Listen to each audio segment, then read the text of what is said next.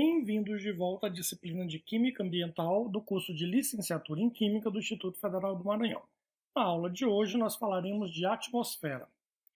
Nessa aula nós faremos uma breve introdução, discutiremos a composição da atmosfera, estudaremos as diferentes camadas da atmosfera, algumas definições e iremos estudar também poluentes atmosféricos e falaremos um pouco do histórico de contaminação da atmosfera por atividades humanas. Bom, quando a gente fala da atmosfera, a gente fica com várias dúvidas, né? Como é que ela se formou, como é que ela é, de que ela é feita, né? Então, essa mistura de gases que compõe a nossa atmosfera, ela é homogênea e ela é igual em toda a sua extensão? Qual é o tamanho dessa atmosfera? Então, são perguntas que aparecem muitas vezes. Existem várias camadas na atmosfera e elas são divididas em camadas, assim, por causa da sua diferença de composição, temperatura e outras propriedades, tanto físicas quanto químicas. Quando a luz do Sol atravessa o ar, por causa da composição da nossa atmosfera na Terra, essa luz é espalhada. Então, o Sol, ele na verdade emite luz branca. E essa luz, ao chegar na nossa atmosfera, ela é espalhada por causa das moléculas que tem no ar. E isso acaba espalhando a cor azul, pintando o céu de azul, enquanto que o amarelo, o vermelho são mais concentrados. Por isso, no final do dia, quando o nosso ângulo, né, o ângulo da luz do Sol em relação à nossa posição se modifica, a gente entra ali na faixa daquela luz vermelha que foi concentrada numa determinada posição, e aí a gente vê o céu mais avermelhado, até o Sol fica avermelhado. Isso se dá por causa da difração da luz pela composição da nossa atmosfera. Em outros planetas que têm uma atmosfera diferente, a cor do céu pode ser diferente. Bom, como eu já falei, né, a atmosfera ela tem vários gases, mas os principais gases que compõem a atmosfera são o nitrogênio, que também é chamado de azoto, é o N2, e o oxigênio, que é formado por dois átomos de oxigênio, o O2. A soma de todos os outros gases dá em torno de 1% dessa composição da atmosfera. Lembrando que a gente está falando aqui de composição de ar seco, né? Então a gente retira dessa conta a umidade do ar, porque essa umidade ela varia muito de um lugar para o outro no planeta. Bom, como eu mencionei anteriormente, a atmosfera é dividida em camadas. Essas camadas, na verdade, não é como uma cebola, não tem uma faixa exata, precisa, mas na verdade ela é difusa. Então, quando a gente passa de uma área para outra área da atmosfera, o que a gente percebe são as mudanças, tanto na composição química quanto nas propriedades físicas. Isso nos mostra que nós já estamos em uma outra camada da atmosfera. Então, se a gente pensar a partir da superfície da crosta terrestre, nós temos a troposfera, que sobe até aproximadamente 10, 12 quilômetros. Isso também muda de acordo com o lugar que nós estamos no planeta, e como eu disse, também é difuso, né? Então, nessa troposfera acontece, né, a maior parte dos organismos vivos está aqui, e acontecem fenômenos meteorológicos, como a chuva, a neve, névoa, enfim. A estratosfera ela está ali entre 12 quilômetros e 60 quilômetros de altitude. Uma coisa muito interessante aqui é que na troposfera, quando a gente vai subindo, a gente vai diminuindo a temperatura. A troposfera é mais quente perto da crosta terrestre, e eu vou explicar um pouco mais sobre isso quando a gente estiver falando de efeito estufa. E ao subir na troposfera, ela vai esfriando. No caso da estratosfera, é o contrário. Quanto mais a gente sobe na estratosfera, maior é a temperatura. Isso acontece por quê? Porque ao subir na estratosfera, nós vamos encontrar mais radiação UV. Nessa camada da estratosfera, átomos, moléculas de oxigênio se quebram, formando átomos de oxigênio, que vão reagir com outras moléculas de oxigênio para formar o ozônio. Nós também falaremos melhor disso mais para frente. E essa absorção de radiação, tanto pela molécula de oxigênio como pela molécula de ozônio, faz com que essas partículas, essas moléculas se agitem, aumentando a temperatura. Então, quanto mais alto, mais radiação UV, mais absorção de radiação e, portanto, maior temperatura. Na mesosfera, a gente vai observar uma diminuição da temperatura quando a gente vai subindo. Ela varia entre 60 e 100 km de altitude, e nesse caso vai ficando mais frio porque o ar vai ficando mais rarefeito, como eu tenho bem menos moléculas ali para interagir com a radiação UV, por exemplo, você acaba tendo uma menor temperatura. Mesmo assim, já existe ar suficiente para que haja atrito, e é nessa região da mesosfera que geralmente os meteoritos entram em combustão. A gente vê naqueles filmes, né, os destroços, por exemplo, de aeronaves começam a pegar fogo ali na mesosfera, dado ao atrito dessas moléculas do ar com esse objeto que está caindo. A chamada termosfera, ela vai de aproximadamente 100 km até 500 km e ela volta a se aquecer, por isso o nome dela é termosfera. Isso acontece porque a radiação que vem do espaço, aí não só a radiação UV, mas outros raios, como é o caso dos raios cósmicos, eles são tão intensos, a radiação é tão intensa que ela quebra as moléculas formando íons, e esses íons eles se atraem, se repelem e se movem, né, de acordo com a quantidade de radiação que tem nessa região, e essa movimentação desses íons faz com que a temperatura aumente. Então ela volta a aumentar quando a gente vai subindo na termosfera. Nesse lugar é que acontece a chamada aurora polar, tanto a aurora boreal quanto a aurora austral. Essa aurora acontece exatamente porque esses íons eles acabam sendo atraídos, eles respondem ao campo magnético da Terra, e o campo magnético da Terra atrai a radiação que vem do Sol para os dois polos. Então, quando essa radiação encontra esses íons nessa elevada altitude, formam a difração de luz também, que é o que a gente chama de aurora boreal se for no Polo Norte ou austral se for no Polo Sul. E a chamada exosfera, ela vai aí de 500 km até aproximadamente 800 km. Como eu disse, não é bem definido, é difuso, né? Então não tem uma plaquinha assim, aqui acabou a atmosfera, volte sempre, não existe isso.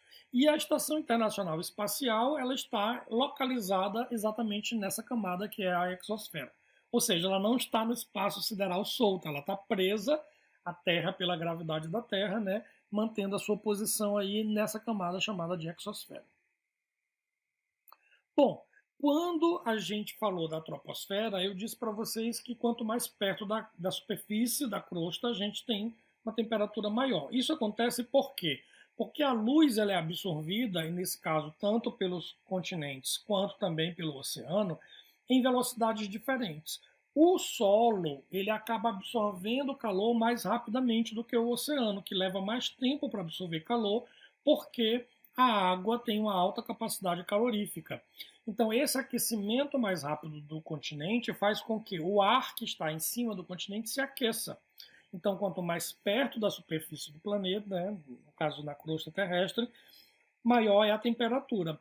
Esse ar quente, ele sobe. E aí, o ar frio que está em cima do oceano vem ocupar esse ar quente, o lugar desse ar quente que subiu, né, gerando ventos que vêm do oceano para o continente. No litoral do Maranhão é muito fácil observar isso, principalmente como o Maranhão está perto da linha do Equador, a gente tem um dia e uma noite mais ou menos do mesmo tamanho. Então a gente consegue observar bastante isso, principalmente quem está em São Luís, quando vai à praia, percebe que durante o dia o vento vem do oceano para o continente, e isso para a ilha, né? E isso acaba resfriando, causando aquela sensação, né, de brisa que a gente tem na praia. Quando a noite cai, o que acontece é que o continente ele se esfria mais rapidamente do que o oceano. Então o que a gente vai observar é que, como o oceano ainda tem calor guardado, ele começa a liberar esse calor.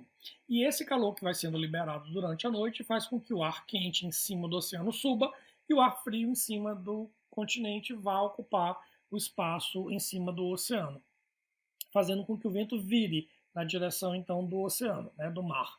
Isso também a gente percebe muito claramente no Maranhão. Se você estiver em São Luís e for para a Avenida Litorânea, por exemplo, tem um dado momento que você percebe que o vento para, né, as palmeiras todas, os coqueiros param de balançar, e uns 15 minutos depois ele começa a balançar para o lado oposto do que balançava quando era o dia. Então a gente percebe muito bem isso nessa região. Mas a verdade é que isso que eu estou falando é um exemplo muito localizado. Quando a gente pensa no planeta, a gente tem que pensar nas massas maiores, né, todo o continente e todo o oceano. É exatamente isso que causa o El Niño, que a gente está falando tanto agora em 2023 e agora em 2024. O que acontece é que o Oceano Pacífico ele é muito grande, então ele passa muito tempo acumulando calor. Quando o Oceano Pacífico está bem quente, que ele começa a liberar esse calor, isso causa o chamado El Niño, que vai fazer com que essas correntes aéreas mudem de direção e acabem trazendo chuva para a região sul do país e seca para a região norte e nordeste do país. Quando esse calor é todo dispersado, isso leva 2 anos, 3 anos, enfim, isso depende muito, mas quando esse calor é todo dispersado, o Oceano Pacífico então fica frio. E isso faz um outro fenômeno que é chamado laninha, que aí inverte a posição dos ventos e a gente vai ter então chuvas e alagamentos no norte e nordeste do Brasil e seca na região sul-sudeste do Brasil.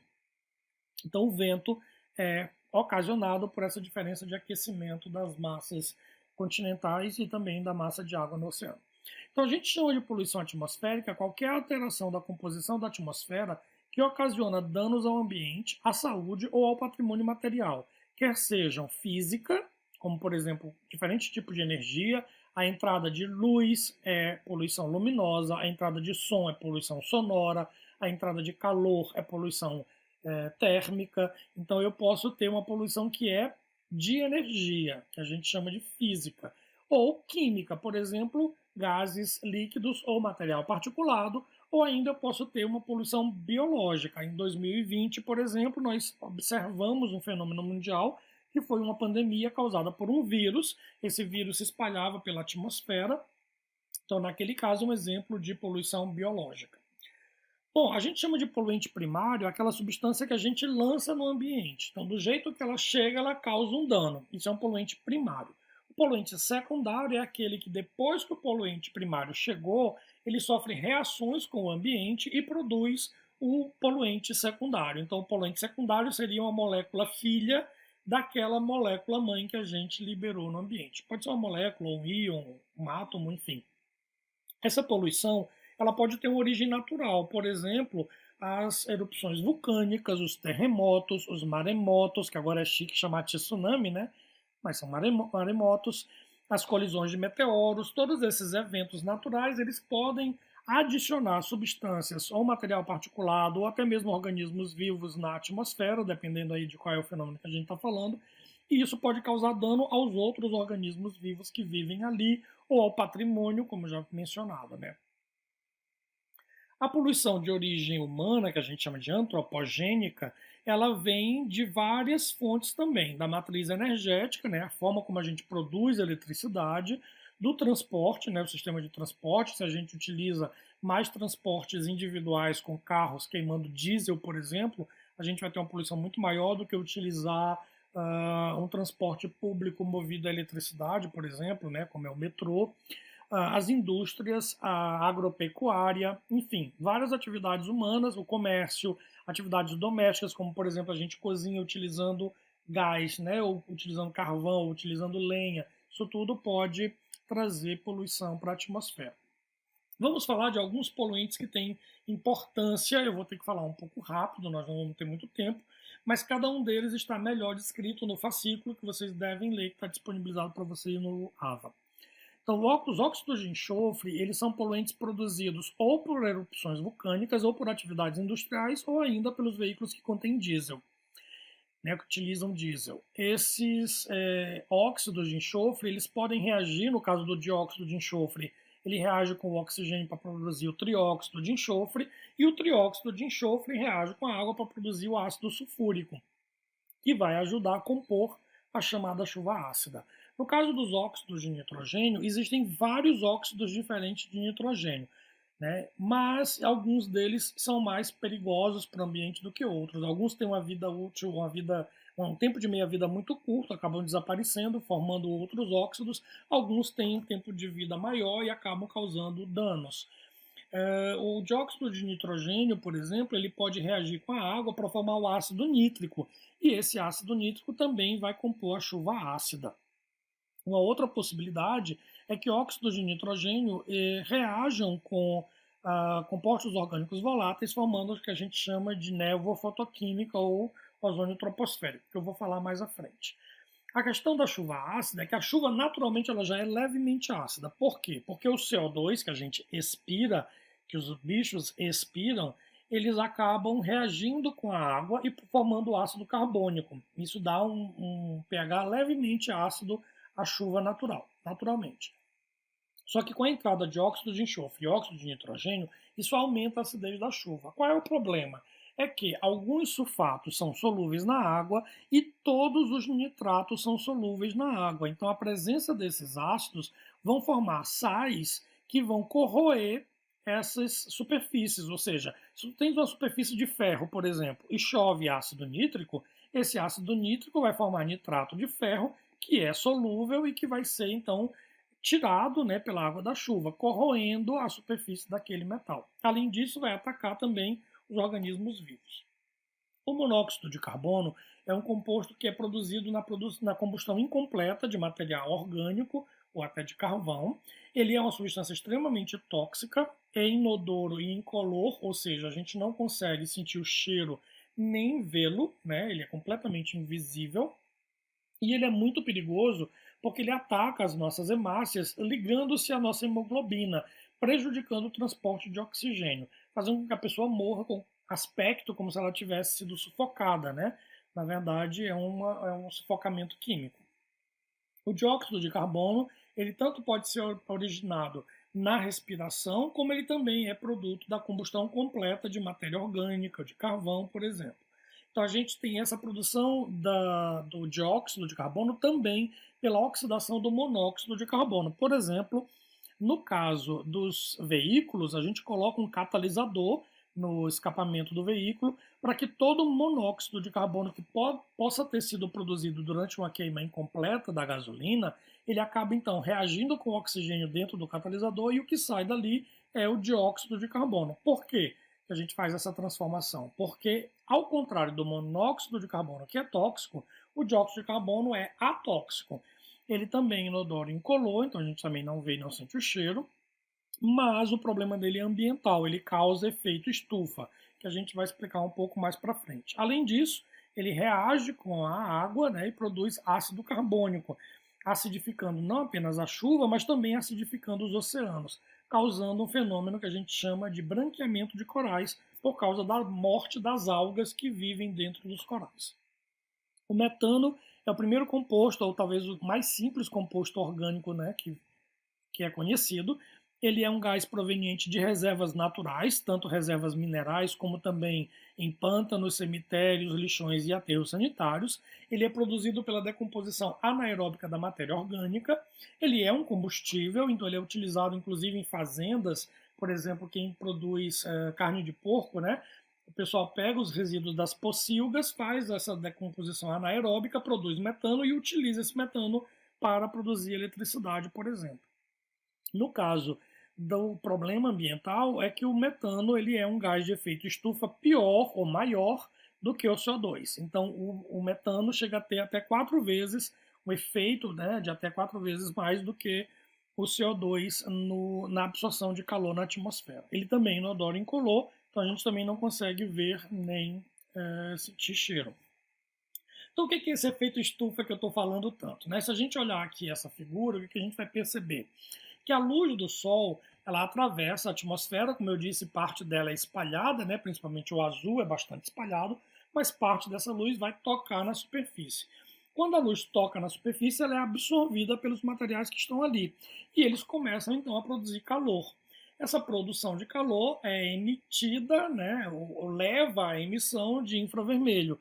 A gente sabe que nós que temos corpo quente, por exemplo, a gente emite radiação no infravermelho, até se vê filmes aí que o pessoal faz lente de infravermelho para enxergar no escuro e tal. Então essa emissão de infravermelho é a forma como esses organismos, esses corpos, esse material, tudo isso libera calor para a atmosfera na forma de infravermelho. Esse infravermelho vai ser absorvido por algumas moléculas, por exemplo, a molécula da água, o CO2, o metano, a amônia, alguns óxidos de nitrogênio, enfim.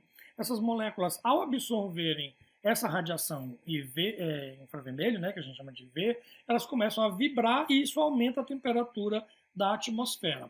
O efeito estufa ele não é de todo ruim, na verdade é importante que exista um efeito estufa no planeta. Por quê? Porque e tem esse nome, né, por causa da estufa que a gente faz para plantas. Como a gente absorve esse calor durante o dia, então o dia não fica tão quente, porque a luz vai sendo absorvida, esse calor vai sendo absorvido, e aí o dia fica mais agradável. Quando é à noite, esse calor vai sendo liberado na forma de infravermelho, como eu falei para vocês, e aí a noite não fica tão fria. Se a gente comparar, por exemplo, a temperatura de São Luís com a temperatura de Caxias, de Codó, a gente vai ver que são temperaturas completamente diferentes. Caxias, Codó, Coelho Neto são cidades bem mais quentes do que São Luís. Por quê? Porque como São Luís está mais perto do mar, a umidade do ar, a quantidade de água que tem na atmosfera, faz com que durante o dia esse calor seja absorvido pelas moléculas de água. Quando chega à noite, não esfria tanto, porque esse calor vai sendo liberado, né, de volta para a atmosfera. Quando a gente vai num deserto, por exemplo, a gente percebe que a noite é extremamente fria por causa da ausência desse vapor d'água. Então é importante que tenha o efeito estufa. O problema é que nós estamos lançando mais poluentes, esse aumento dessas substâncias faz com que o efeito estufa aumente mais ainda, fazendo com que a temperatura fique em valores insuportáveis e levando, né, a eventos como o degelo das calotas polares e das geleiras no topo das montanhas, o aumento do nível do mar e agora o aumento das tempestades, como a gente viu em 2023, né? Vários estados brasileiros sofrendo aí com essas tempestades. Bom, vários compostos orgânicos que a gente pode produzir, tanto de forma natural, os organismos animais, vegetais, os micro-organismos produzem compostos orgânicos voláteis, como também as indústrias, os nossos produtos de cuidado pessoal produzem compostos orgânicos voláteis. Essas substâncias elas passam para a atmosfera, elas podem reagir com os óxidos de nitrogênio e produzir ozônio na troposfera. Roselito, mas o ozônio não é importante para nos proteger dos raios ultravioleta. Na verdade, o ozônio é importante na estratosfera, exatamente para servir como um escudo. Mas o escudo só é importante antes de nós. Aqui, junto conosco, ele já não vai mais ser importante, porque a radiação já vai chegar, já vai nos prejudicar. Na verdade, o ozônio ele quebra ligações duplas, né, ligações orgânicas duplas, danificando então materiais como borrachas, polímeros, pigmentos. Ele também vai atacar as mucosas, né, dos organismos vivos, enfim. Então, essa névoa fotoquímica é esse acúmulo, essa produção de ozônio ao longo do dia, porque esses compostos orgânicos voláteis, junto com os óxidos de nitrogênio, na presença dessa radiação UV, vai fazer a produção de ozônio aqui na troposfera. E vários efeitos que a gente vai perceber são, né, doenças no aparelho respiratório, irritação nasal, na garganta, nos olhos, atrapalhar a visibilidade, dificultar o tráfego de automóveis, além de, como eu já disse, né, atacar superfícies poliméricas como borrachas e plásticos. Então, lá na estratosfera, o ozônio é extremamente importante e, como eu já falei, ele se forma naturalmente na estratosfera porque as moléculas de oxigênio recebem radiação UV, formam radicais livres de oxigênio e depois esses radicais livres reagem com a molécula de oxigênio produzindo ozônio. E esse ozônio vai absorver radiação UV para liberar de novo molécula de oxigênio, fazendo um ciclo. E essa camada, então, que é a estratosfera, que contém esse ozônio, vai nos proteger da radiação UV. Bom, além de substâncias químicas, materiais particulados, não importa qual é a substância de que esse material é feito, também podem causar danos ao ambiente e à saúde. É uma mistura complexa de várias substâncias que podem ser orgânicas ou inorgânicas, naturais ou sintéticas, líquidas, sólidas ou até mesmo uma mistura delas, né, como eu já mencionei, como por exemplo pólen, partículas do solo, poeira, fuligem, enfim, uma série de substâncias. Dependendo do tamanho dessa partícula, elas podem causar problemas bastante graves nos organismos vivos. Enfim, o que eu quero dizer para vocês é que desde que o ser humano começou a alterar o ambiente e começou a produzir energia lá na idade das cavernas, quando a gente começou a queimar a madeira para cozinhar os nossos alimentos, a gente começou a alterar a composição da atmosfera. E, mais recentemente, a gente tem registrado vários eventos de má qualidade do ar que levam a doenças. Não é possível, nesse tempo que nós temos, falar de todos os poluentes que estão na atmosfera, mas a gente pode listar aí os pesticidas, retardantes de chama, perfumes, outros produtos de cuidado pessoal, polímeros, produtos industriais, todas essas substâncias podem emitir poluentes para a atmosfera que depois podem ser respirados por nós mesmos ou causar dano tanto ao ecossistema como também ao patrimônio das pessoas. Então vejam que uma série de substâncias podem ser classificadas como poluentes atmosféricos. Para aprofundar esse assunto, leiam o nosso fascículo. Bons estudos e até a próxima aula.